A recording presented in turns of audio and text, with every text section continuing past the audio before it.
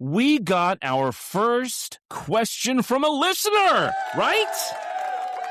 So we're so excited. We want people to reach out and ask us questions. Some of the feedback that we get from our listeners is that they like the little, off the beaten path nuggets of information. So I'm going to try to keep, in line with that. But let's talk about this question. The question from this particular listener is, love the episode, by the way, but I have a question. Head in a chimney? Well, this question comes from material from our last episode in the wake of the other conflict, where I had mentioned that a nerdathon I was participating in, or rather creating for myself, involved how a head found in a chimney had to deal with the naming of the state of North Carolina. So, let me explain how the two are tied together. So, early in the 17th century, the ruling monarch of Great Britain and Ireland was Charles I. If that name sounds a little familiar, Charles III is the current monarch. And we'll be talking about the first two, first and second, briefly today. So Charles I believed that God intended the British monarchs to rule and was not a fan of, let's say a more democratic process. He enjoyed his money and would dissolve legislative bodies that decided to not agree with him. This led to a series of civil wars, in which Oliver Cromwell rose up in defiance, helped lead the war against Charles. Charles was captured, put on a trial, and executed, being beheaded after claiming that a, quote, subject and a sovereign are clean different things, end quote, and proclaiming to be a martyr. Well, Oliver Cromwell didn't assume the throne and was never crowned king. He was given the title of Lord Protector of the Realm. Well, eventually, calls were made to bring back the monarchy as squabbles were made between the commoners that were now ruling. And eventually, Charles II, the imaginative name of the son of Charles I, was brought back from exile and coronated. Now, having returned, Charles II wanted to do two things: thank those who had brought him back to power and punish those who killed his father. Cromwell needed to be punished, except that Cromwell had died a few years earlier. Well, it didn't matter. God ordains a monarch, and so a posthumous execution was in order. They dug up Cromwell's body, drug it through the streets, and hung it from chains and cut off his head, mounting it on a pole on the roof of Westminster, where his head would stay for over 20 years, when it would be blown off in a storm. Despite rewards being offered, the head was never recovered until a man on his deathbed told his family that it was stuffed into his chimney. Now, the dying man had been a guard at Westminster, collected the head because he found it in the bushes after the storm, and so he did what anyone else would do: took it home, stuck it in the chimney. It would pass hands several times until it was finally surrendered in 1960, where it was interred in the grounds of a college Cromwell had once attended. Well, that'll show him.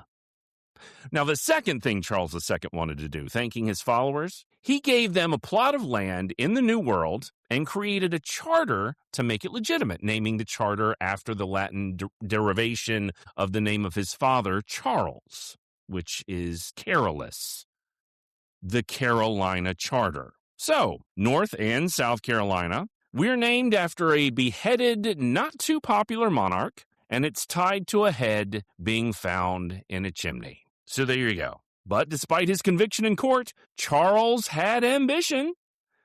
And with some other court cases, that's part of what we'll be discussing today on this famous vendetta. Welcome.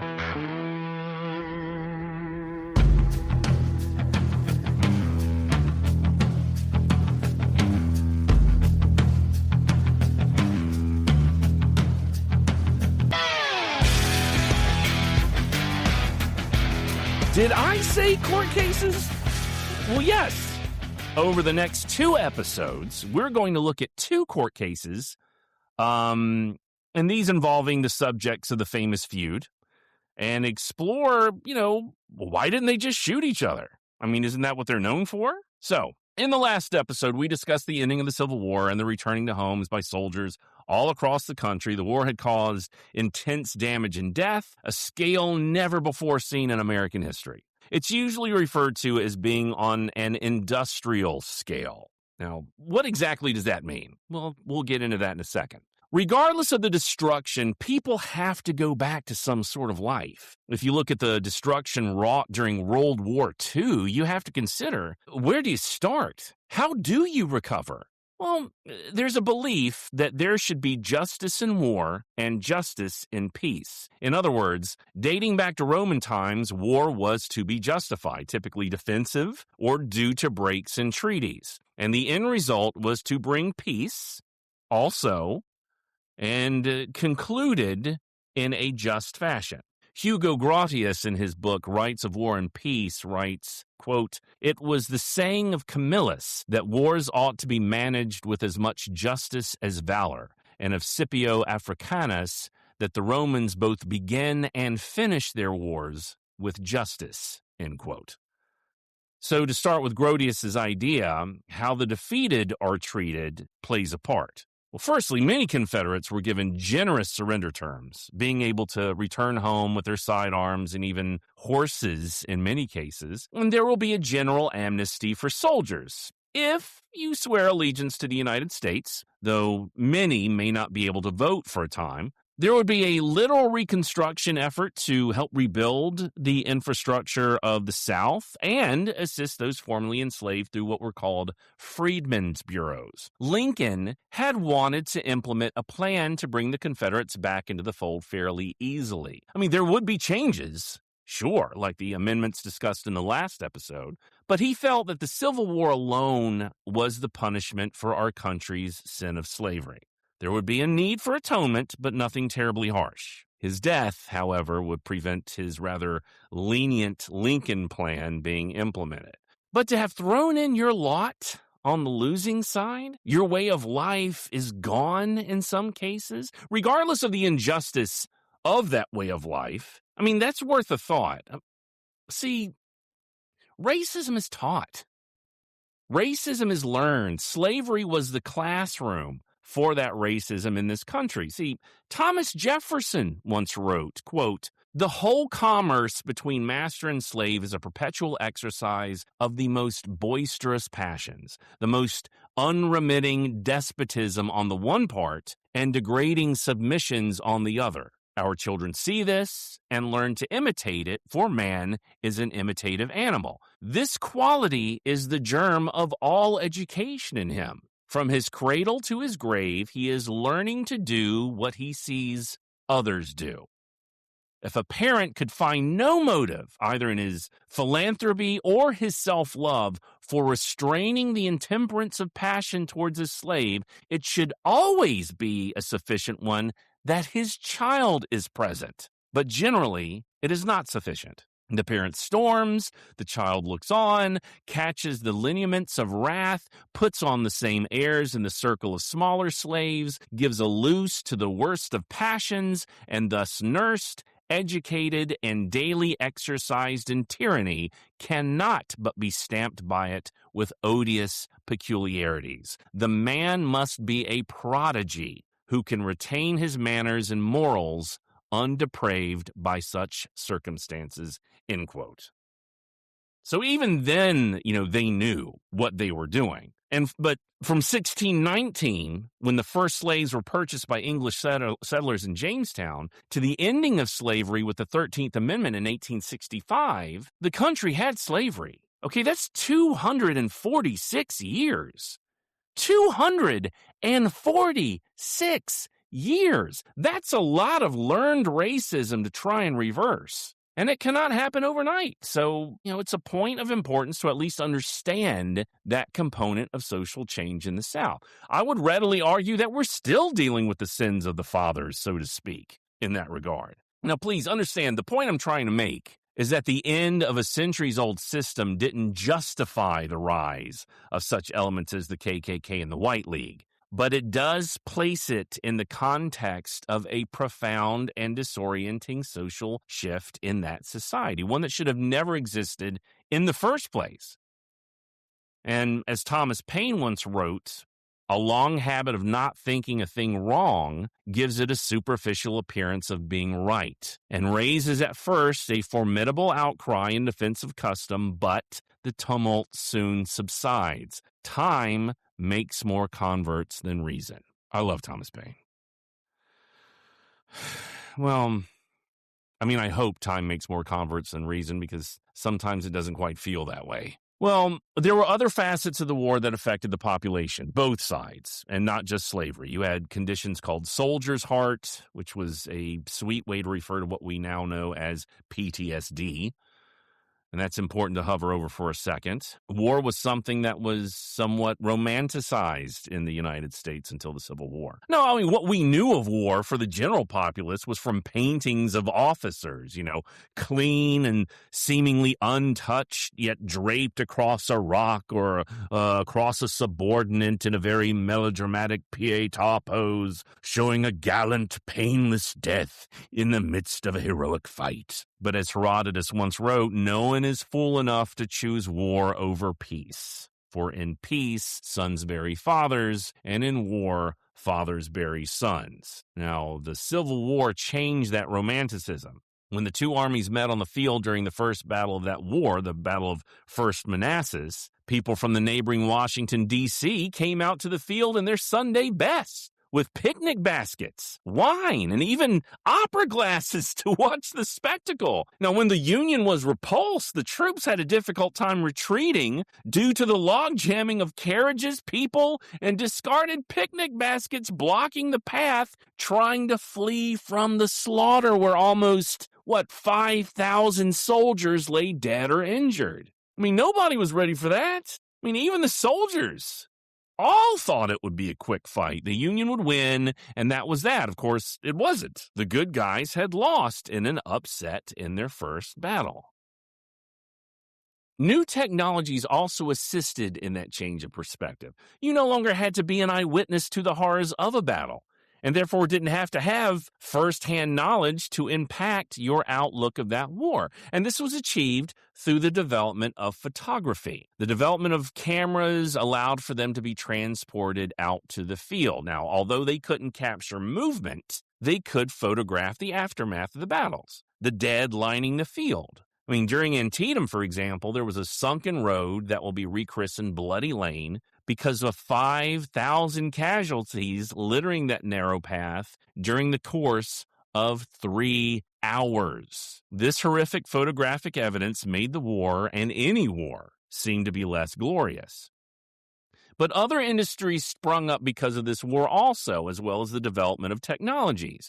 The telegraph and the railroad all made incredible leaps and bounds, and there were other industries that developed because of them. With the development of just those two technologies of the telegraph and the railroad, industry exploded. Your marketplace was as far as a telegraph could reach and where a locomotive could take your product. Instead of just your town, you had an entire country in which to sell your product. The demand goes up, and so does your need to provide that supply. Now, let me give you a modern-day example. The chicken. Now, think about all the restaurants that specialize in only chicken. Think of all the restaurants that have chicken somewhere on the menu. Think about those businesses that are franchised. Think about being able to get a chicken at any grocery store.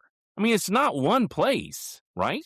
I can think of at least 6 restaurants off the top of my head that specialize in chicken alone. Those restaurants have to get their chicken from somewhere. In order to meet that demand, a lot of chickens are needed. So, industries come forward to meet that demand. Farms are expanded to increase yield. Feed is needed to be secured. Packaging and refrigeration are designed and manufactured. And even methods for raising them set some groups apart from others. Yet, when was the last time, well, outside of the pandemic, of course, I mean, my God, do you remember all that food and toilet paper shortage? I mean, seriously, think about it. Remember that? Wiping your groceries down? Anyway, when was the last time, apart from the pandemic, that you couldn't get a chicken? Now think of our population. The population of the United States. Think of the numbers required to meet that demand for chicken. Now, I did some digging. Based on the USDA data for 2025 in the United States alone, the number of chickens processed in the U.S. was 9,685,410,000, which was up from 2024. Now, these are the ones processed, not even those lost due to disease. I mean, that's 28 and over a quarter chickens per person in the United States per year. For the record, for that same year, 2025, chickens that were condemned pre-mortem, 134,814,000. That is a result of industrialization. The expanding of a market creates a need for a higher supply of anything. So let's tie that into our storyline. Timber industries become critical components in post-Civil War industrialization. In addition to just regular building supplies, telegraph lines needed poles to lift the wires above the ground, and railroads needed ties to help stabilize and separate the rails. You could only get wood from trees, and since there were some places that they were going to put telegraphs and railroads that didn't have trees there, some places needed trees, and other places that had ancient old forests just littered with hardwoods. With that, the timber industry became very, very profitable. And let me explain. These older forests had valuable hardwood and softwood and all kinds, and these categories had trees growing over, in some cases, 140 feet tall and a diameter of anywhere between 6 to 9 feet. Now, going back to my question about chickens, think about this. When was the last time you saw a tree that was between 6 to 9 feet in diameter? Well, first, a very basic generalized calculation of tree diameter and therefore age would, depend on the type and the various seasons and the amount of water in those seasons. But a tree 6 to 9 feet in diameter, 140 feet tall, would be roughly 350 to possibly 2,000 years old, depending on calculations. I don't think we've got much of that anymore. For various reasons. I mean, there could be fires, there could be floods, storms knocking trees over, etc. And it could also be because of the intense deforestation that came as a result of the post-Civil War industrialization era. Now, stick with me, because I know this sounds like a dry consumer history lesson, but trust me, we're getting to my point. While doing research for this podcast, I was shocked like what I found out about chickens, to find out just how much lumber was accumulated and processed during this time. Now, since our story is about West Virginia and Kentucky, let's focus on the timber industries there. Both states saw a massive increase in logging interests in the post-Civil War era.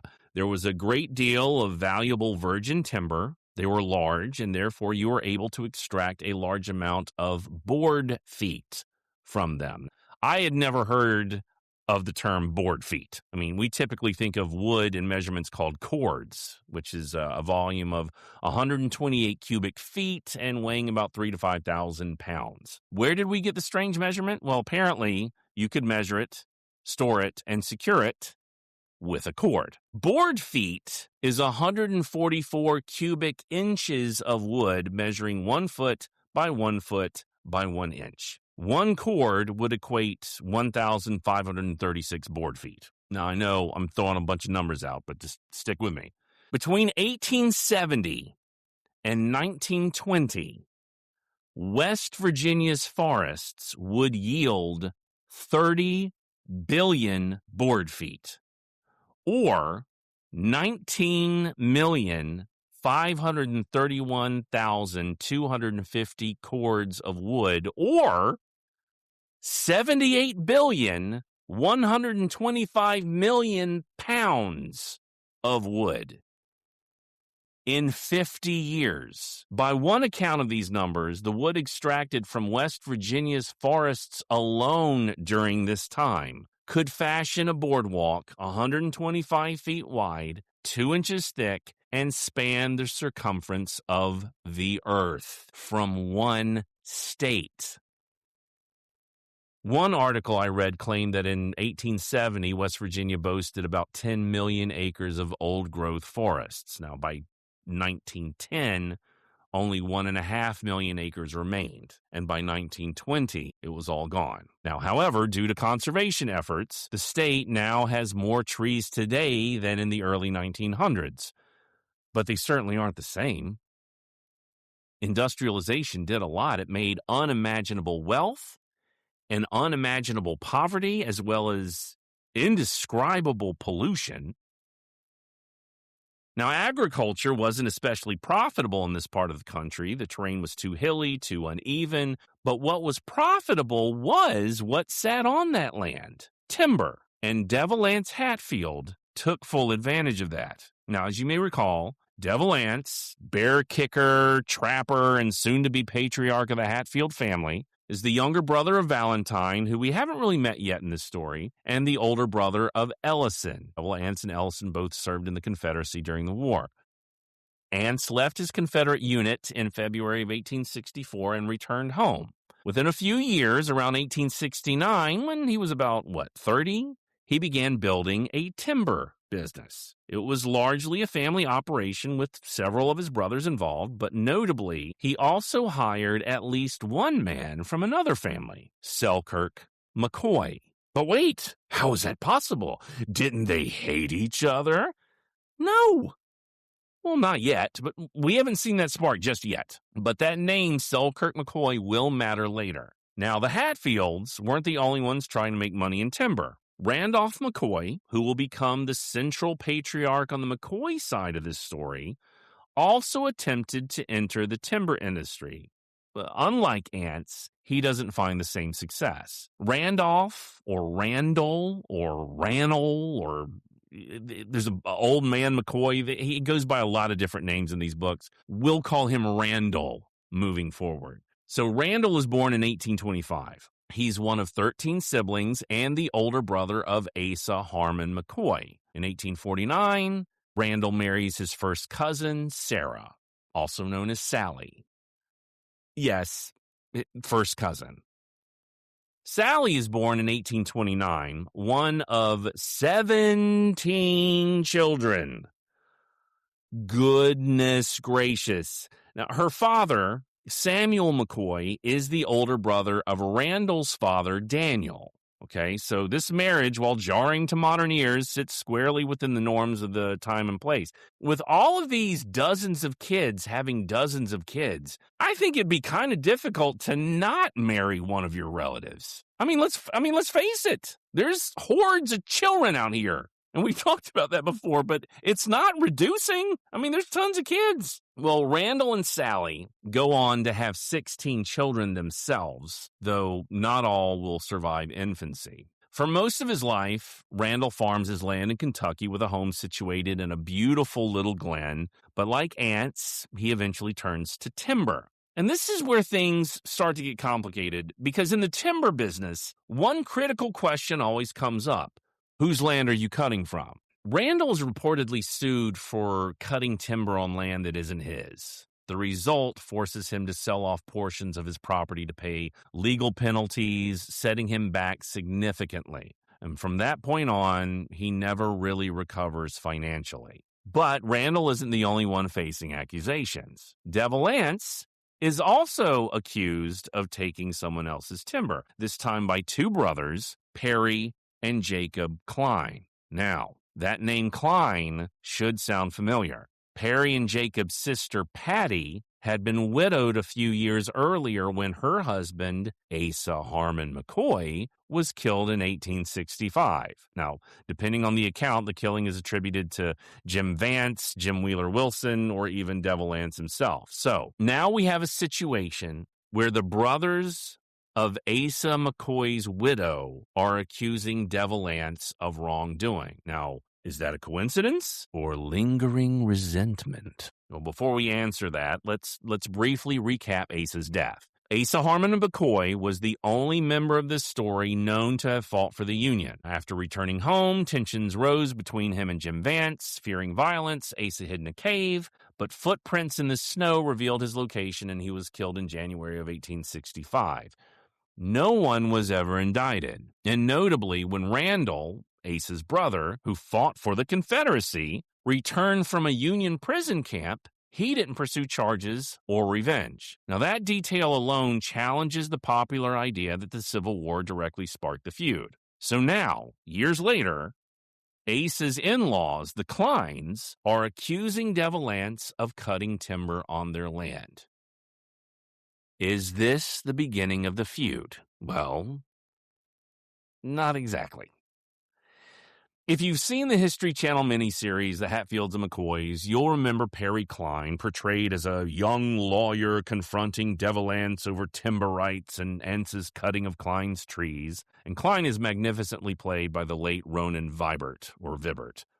Vibert? Anyway, eventually Cline is caught in a fraud after Devil Anse, also well played by Kevin Costner, shows the gravestone of a person who had also signed Cline's claim to the land, except after that signer had been dead for a couple of years. Well, seeing this mistake, Devil Anse forces Cline to give up all of his inherited lands, presuming that Cline was trying to bamboozle Anse from the start. It's a compelling scene. It's a compelling story pushing us again towards conflict. It's also not quite accurate. Now, let me stress, seriously, I'm a fan of the series, truly. There are a lot of folks out there, the hardcore family history buffs, who are absolutely hard on it. I can understand. I mean, having your family portrayed in a particular way by, some particular actor can be odd. The series takes some dramatic license, but the spirit is there. I mean, the writing is good, and the acting is excellent. The late Powers Booth plays my great-great-grandfather, and also does it well,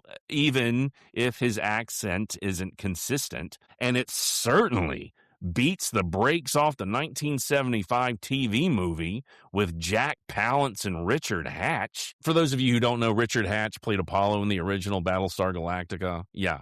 He plays Devil Anse's son, complete with feathered hair still. So we can talk about that later. However, in an effort to make things a bit more dramatic and even streamlined, in these series, some corners have to be cut in these efforts. And it's just the nature of the beast. I mean, have you ever read a book, then watched the movie after? Yeah. It's like that. Well, in reality, much of what we know about this timber dispute traces back, from what I can find, to Altina Waller's book, Feud, Hatfields and McCoys and Social Change in Appalachia. In fact, it feels the History Channel series borrows heavily from her work, but strays from it as well. It's a good book. Interestingly, though, the incident, this timber incident, isn't mentioned in several Hatfield or McCoy family accounts, including works by Truda McCoy, G. Elliott Hatfield, or Coleman C. Hatfield. They didn't consider it to be an issue at all. So what exactly was it? Well, let's talk about Perry Cline himself. Perry Cline is described as a tall, gaunt, perhaps sickly, with long dark hair and a beard. He's born in 1849. His father, reportedly one of the wealthiest men in the Tug Valley, dies in 1858, leaving land to Perry and his brother Jacob. Now, as I've read, it doesn't appear that much land was left to daughters, remembering Patty as their sister, as the husband's family would typically give land to that couple. Well, after his father's death, Perry comes under the guardianship of a one John Dills, another prominent local figure, as apparently Kentucky law allows for children to choose their guardian among certain volunteers. Well, Jacob and Perry Cline choose well, and presumably with their sister? Not sure. Now, here's where the story takes an unexpected turn. According to a West Virginia Supreme Court case, Ellison v. Torpin, a case not so much about this land dispute, but over later owners of this land, the case states that Perry Cline had accused Devil Anse of trespassing, cutting down trees, and building a cabin. But no lawsuit was initiated. Then shortly after, Cline traded his inherited land to Anderson Hatfield around 1870 or 1871 for lands in Kentucky. And this is about the time Perry is in his very early 20s, again, after the Civil War. Klein traded his inherited land. Now, that word matters because it suggests this wasn't simply a case of theft or seizure. It may have been a negotiated exchange, essentially a sale. Also, a formal deed transferring the land isn't recorded until March 23rd, 1877. And even then, it's reportedly not entered into public record until later. And meanwhile, legal disputes are already happening. In 1872, Ants files suit against the Kleins for cutting timber on his land. After the two have negotiated this land trade or sale or whatever, Ants is claiming $3,000 in damages, requiring a $6,000 bond. Litigation continues on and off for years. So trade happens in 70 or 71. Ants sues Klein in 72. Klein doesn't seem to sue Ants. But here's the key point. The timeline shows overlapping claims, delayed paperwork, and ongoing disputes both before and after the deed is finalized. And ultimately, Ants's case is apparently dismissed. Neither side pursues it to conclusion, so it's dismissed for inaction. So, did Ants cut timber on Klein's land to have Klein sell Ants that land, then cut timber on that land after he had sold it to Ants?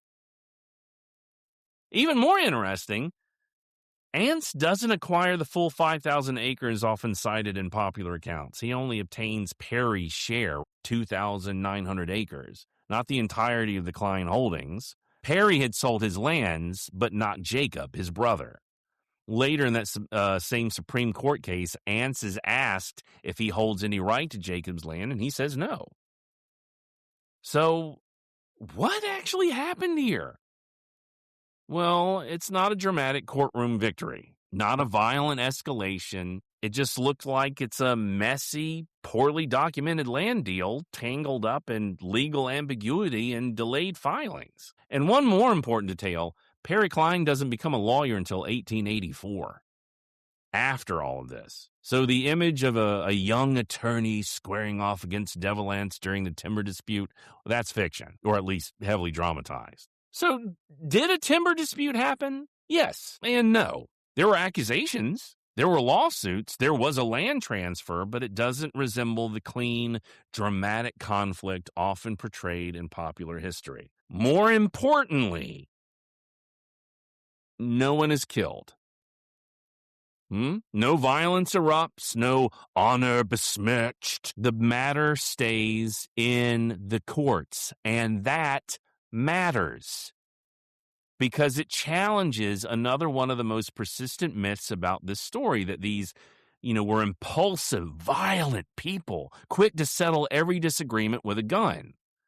And in this case, at least, they didn't. I mean, it feels like it would be ripe for dramatic engagement, right? I mean, the brothers challenging their brother-in-law's possible killer in a legal affair to avenge his slaughter, only to be beaten and adding kindling to a building flame. But it just didn't happen that way. In fact, Klein probably used that money from the land sale, or at least part of it, to go to law school. I mean, I don't know that for certain, but he did go to law school. He becomes a lawyer, and he probably went to law school for a trade and perhaps because of the complicated nature of the lawsuit and other issues after this land deal. And he'll use that for certain in complicated ways in the years to come. So we still haven't started the feud yet. Or have we?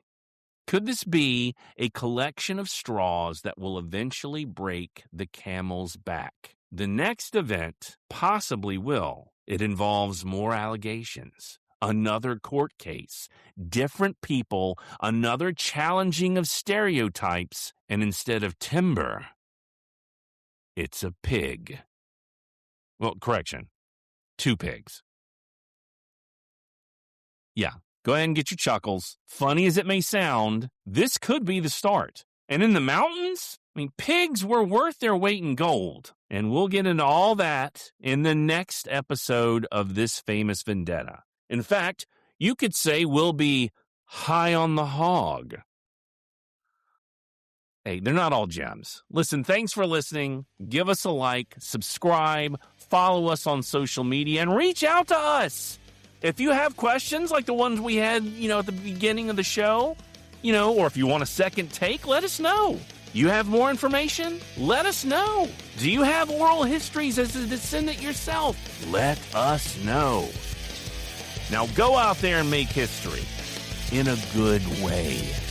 See you next time.